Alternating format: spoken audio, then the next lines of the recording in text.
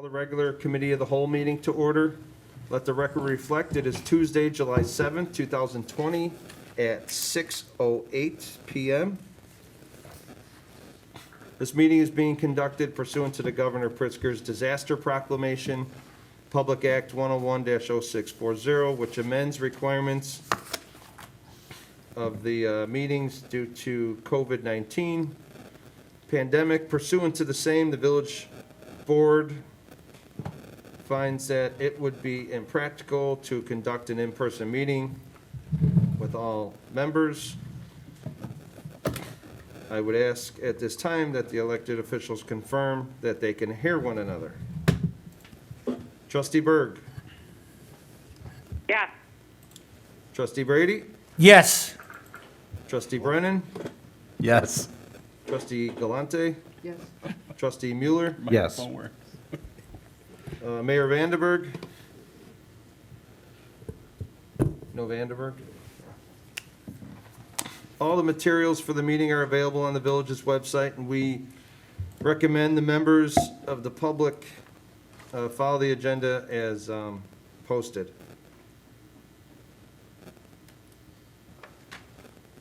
I, the chair, has a list of all public comments or commenters. I will call on each person present at the meeting and afford them 6 minutes for the comment. The public was also provided the opportunity to submit a request until noon today by email to the clerk's office at tinleypark.org by placing the written request in the drop box at the village hall to participate publicly with a live telephone call at the relevant portion of the public meeting. And the public was provided the opportunity to submit written comments until noon today by emailing their public comments to clerk's office at tinleypark.org or by placing their written comment in a drop box at Village Hall. Finally, each vote taken in this meeting will be conducted by a roll call vote.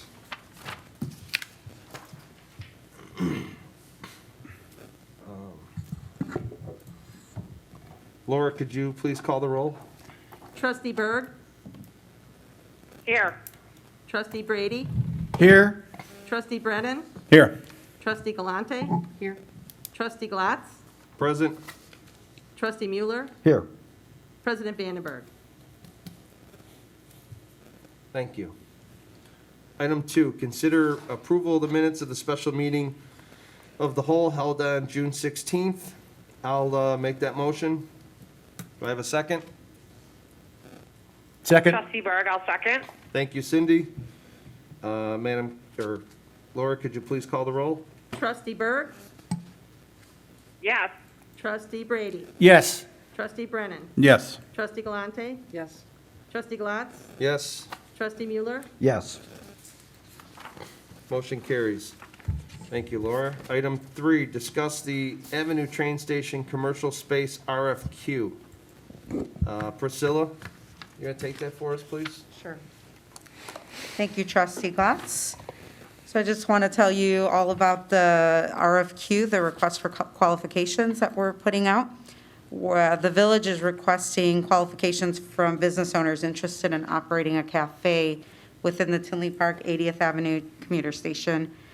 We're looking for, obviously, high-quality retail or service firm with an excellent operating record, whose use of the train station will, in addition to serving over 2,400 daily Metro commuters, create a destination for residents and visitors during off-peak train station hours.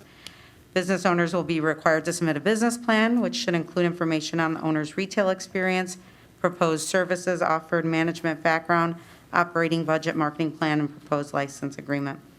The village will enter into a non-exclusive license agreement with the selected firm, which will include a monthly base license fee plus a percentage of the licensee's gross sales ranging from 2 to 2.5%. Issuance of the RFQ is tentatively scheduled for this Friday, July 10th, with a due date of September 1st. We're hoping for approval at the village board meeting September 15th. It's a little bit aggressive, that turnaround, but that's all tentative. These are some of the qualifications we're considering as we determine who the best qualified respondent would be. definitely looking at their demonstrated overall experience and expertise of management and other key staff with operating a retail space, quality and soundness of the proposed business plan and business model. We'd like to see a focus of a business model that focuses on meeting the needs of Metro commuters and the community. And last, we would look at the terms and conditions of the proposed retailer's license agreement, including revenue to the Village of Tinley Park. I'm requesting feedback on the proposed request for qualifications for the 80th Avenue Metro Station, and happy to answer any questions as well. Thank you, Priscilla. Let's go around the room. Trustee Berg, do you have any questions for Priscilla? No, I'm excited to see who responds. Thank you, Priscilla. Trustee Brady?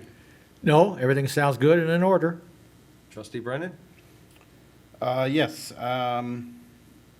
I see in there, it was, looks like, was our old agreement with the previous vendor, was that, were we getting 2% from them? It was a range, so there was a base fee. Am I able to disclose that base fee was $1,100 a month was the licensing fee, and then it ranged up from, depending on revenues, so up to $300,000 in revenues was 2%, and then it scaled up from there, $300,000 to $400,000, I believe, all the way up to 2.5%, depending on revenues. Okay. Yeah.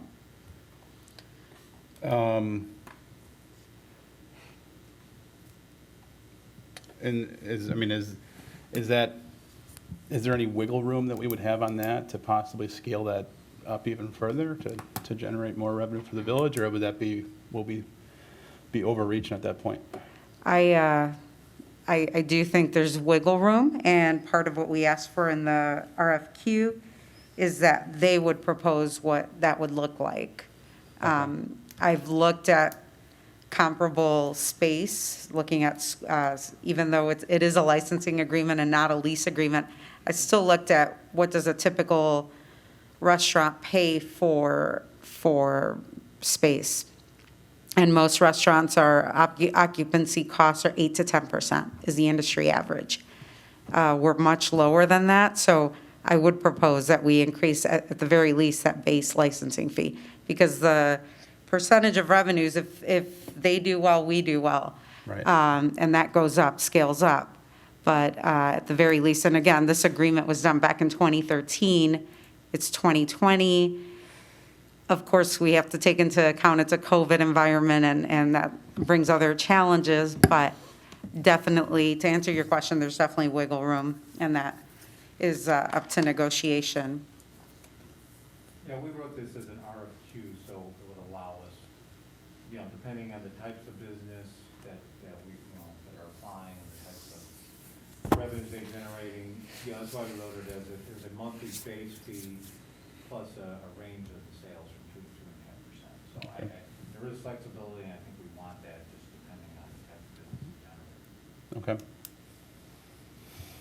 All righty. Thanks, Bill. Trustee Mueller? No, I know Priscilla and I have talked about this. I certainly worry about when we're going to get the ridership back to the numbers that we were seeing before. I think that's a huge concern. I do like your first kind of,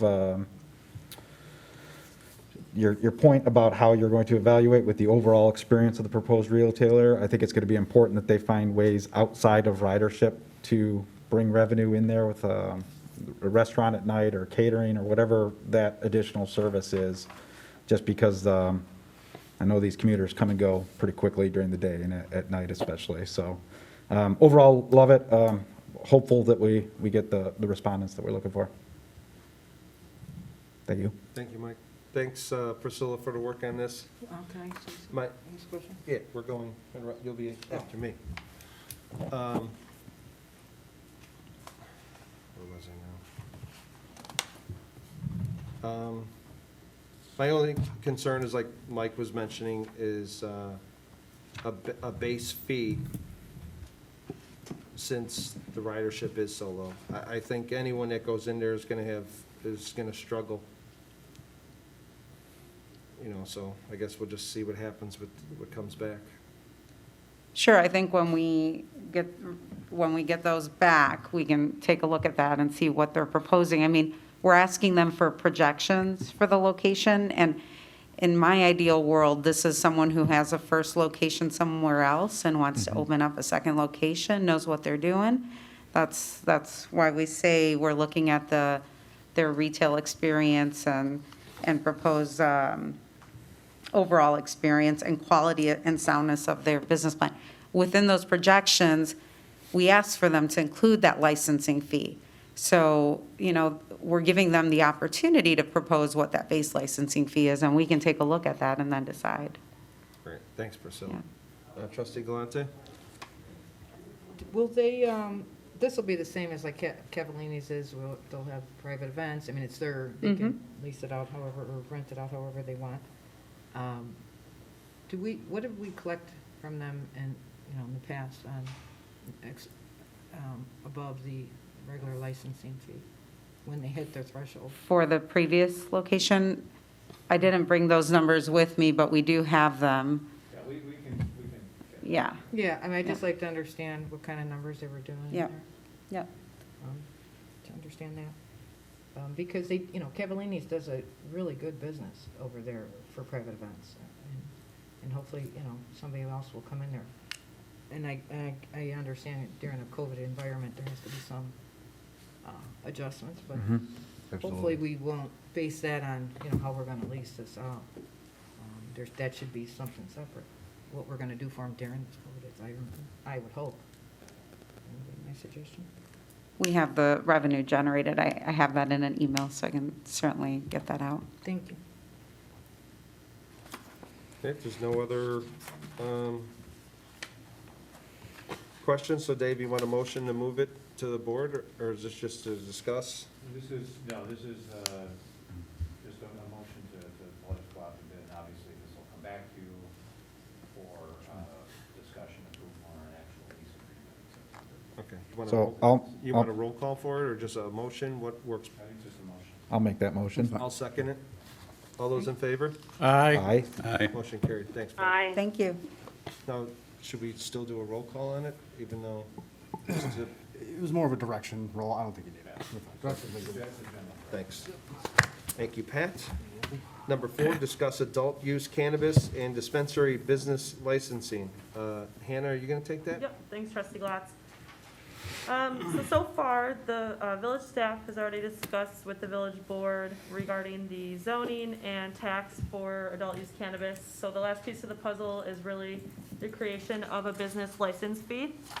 Per the Illinois Cannabis Regulation and Tax Act, municipalities cannot license adult use cannabis like we can for alcohol or video gaming. It's done solely at the state level through the Illinois Department of Financial and Professional Regulation. So therefore, we took a look at what other communities have done in terms of creating a business license or what fees they are charging to any cannabis facilities that exist in their communities. Again, without the localities having the ability to license these facilities, there's a range of how they handle this.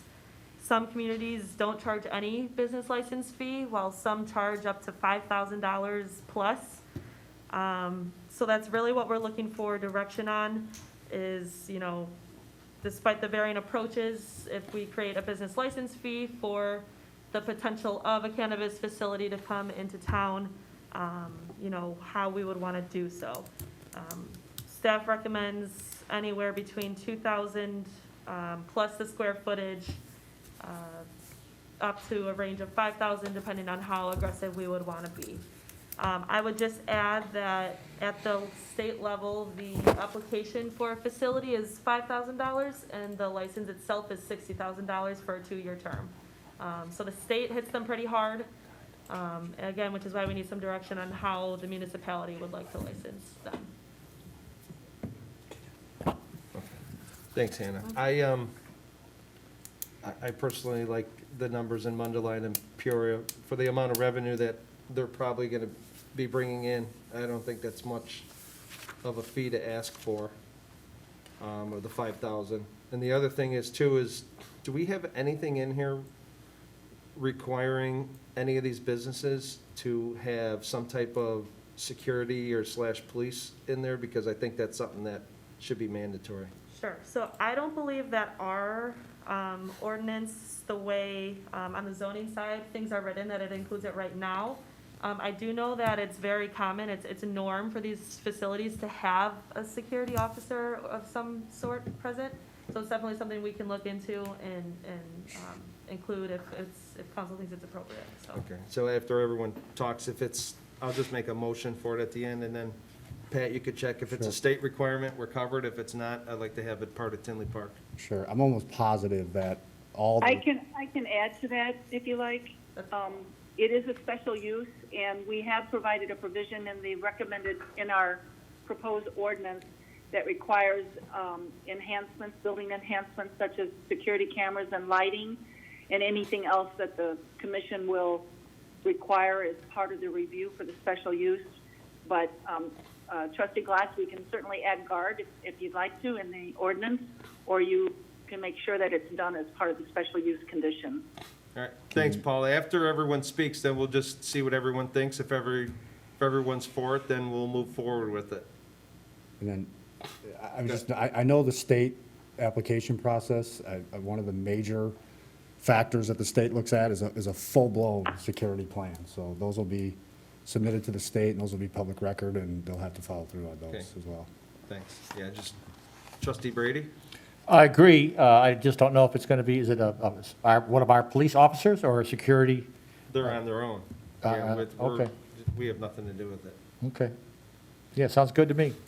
Thanks, Bill. Anything else? Trustee Glatz, this is Matt Walsh. I do believe that the gentleman that gave the presentation a couple months ago said that the security is required. I don't know of any location that would not have it. I'm fairly certain that it is, but I will check into that. Thanks, Matt. Trustee Brennan?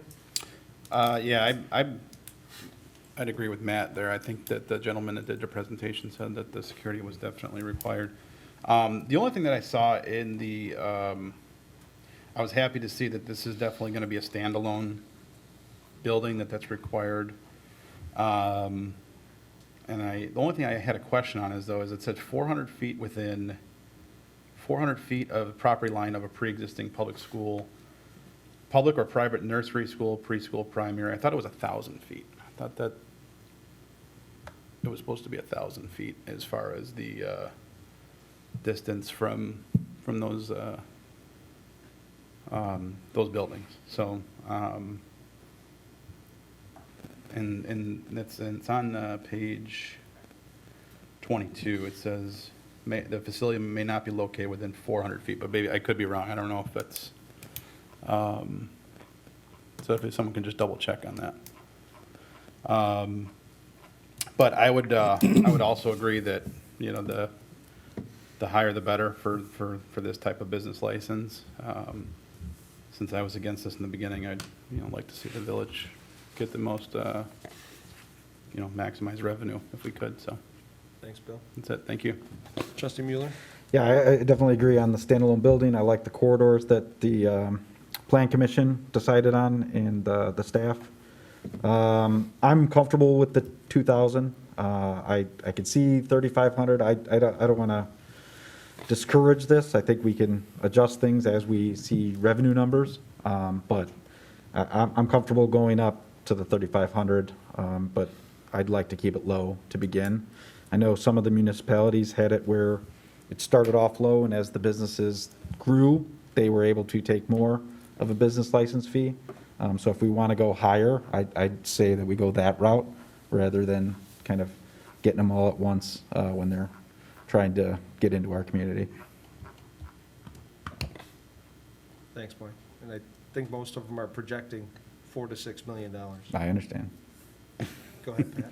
Yeah, and I did want to note, so that, as Hannah pointed out, the state did preempt, municipalities from, additional taxation and things of that. So, the license fee really needs to be tied to, and I think, Mike, you just hit on that. That's what kind of happened. There's a lot of work that goes into these, and I know Paula and the planning department put a lot in already, and there'll be a lot more as applicants come. So, You know, it's not just charging a fee, they're going to be tied to, you know, the work that your staff's going to do to get these licensed and get these up and running. So there has to be a relationship there, and I think there is. Trustee Galante? I'll agree with the, you know, the higher fee. I think it'd even be nice to be able to do something on revenue, but I don't know that that's really something you can do.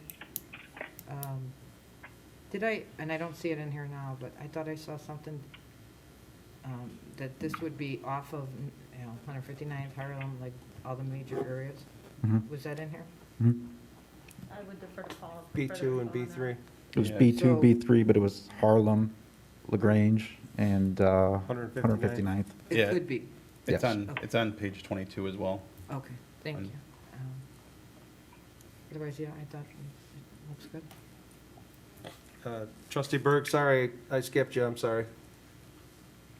Oh, that's okay, Michael. I was listening, and I hope that we could capture some revenue by having a licensing fee. And more than, if it's legal, go up to $5,000. It's going to be a huge revenue producer for us.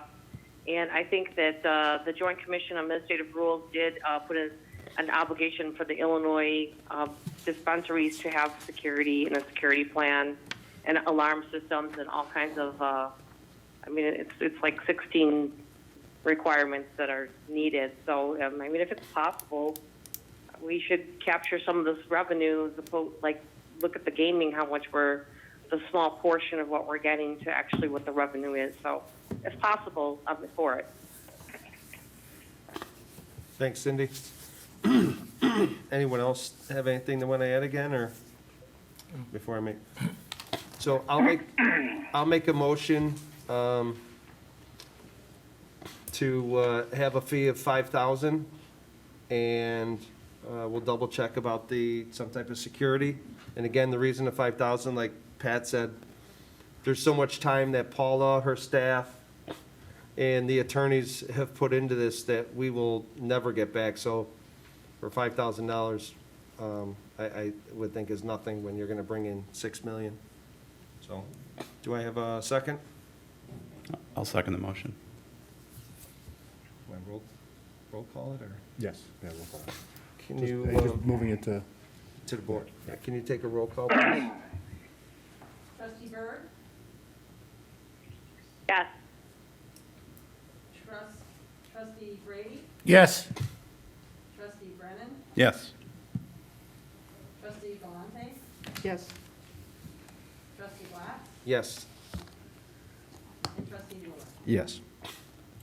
Motion carries. Thanks, Laura. Number 5, receive comments from the public. Laura, is there any public members present that would care to address the committee of the whole tonight? There is not. Unless Chief Reader wants to speak. No? You sure? Thank you. Okay, just checking.